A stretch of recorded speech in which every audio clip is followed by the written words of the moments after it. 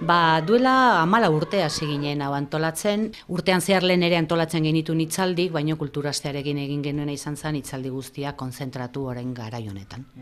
Bueno, guk antolatzen deunean kulturastea aldanetan itzena antolatzea gustatzen zaigu. Adibidez, aurfesta aur txikientzat, gero daukagu dator gerra reportari bat Andoli Lubaki eta hoiek solasean arituko da DBH-ko ikaslekin.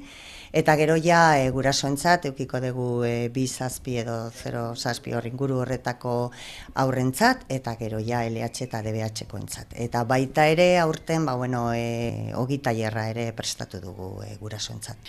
Gurasoak beti animatzen ditugu hitzaldietara etortzeko, tailerra modura agian gehiago parte hartzen dute, irakasleentzat ere izaten dira hitzaldiak eta batzutan arrakasta handia izan dute irakasle asko etorri direlako. Azpimarratu dira ekintzak, baina zer azpimarratuko genuke bereziki aurtengo egitaragoan?